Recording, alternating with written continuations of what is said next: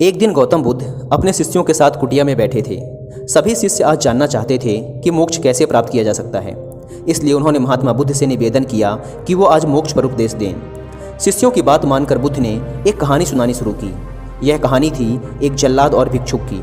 अपने राज्य का मुख्य जल्लाद, जिसने बहुत से गुनाहगारों को दंड दिया था, अब वह रिटायर होकर राज्य से बाहर एक कुटिया बनाकर अपना जीवन व्यतीत कर रहा था।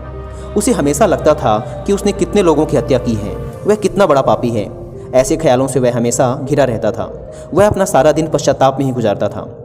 एक दिन वो रोज की तरह इन्हीं ख्यालों में खोया हुआ खाना खाने के लिए थाली परोस रहा था।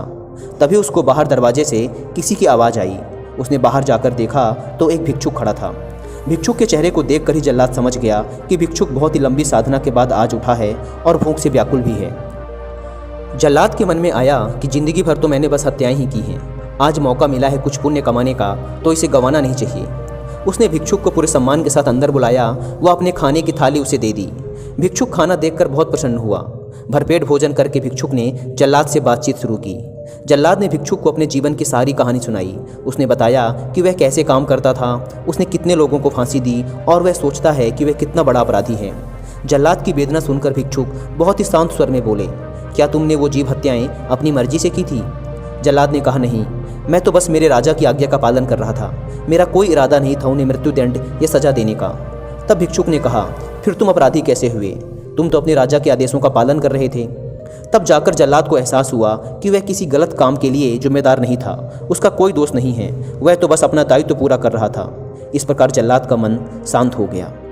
फिर भिक्षुक ने जल्लाद को उपदेश दिया और उससे विदा ले ली। इस घटना के बाद से जल्लाद का मन शांत रहने लगा। उसने भिक्षुक द्वारा दिए गए उपदेशों व शिक्षाओं का पूरे नियम पूर्वक पालन भी किया, जिससे उसे ज्ञान की प्राप्ति हुई और उसकी मौत के बाद उसे मोक्ष प्राप्त हुआ। इतना कहकर बुद्ध ने अपनी कहानी को विराम दिया। सभी शिष्य बहुत ही आश्चर्य के साथ बुद्ध की ओर देख रहे थे।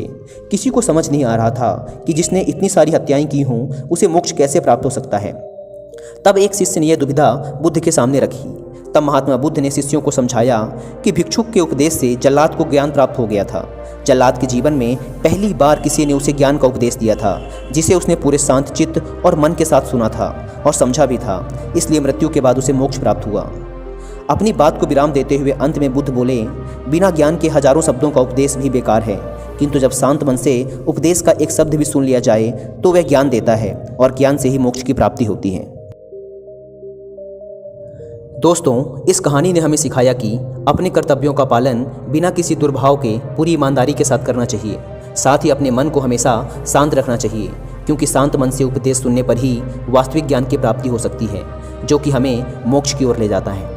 अतः महात्मा बुद्ध कहना चाहते थे कि केवल आत्मज्ञान से ही मोक्ष की प्राप्ति संभव है।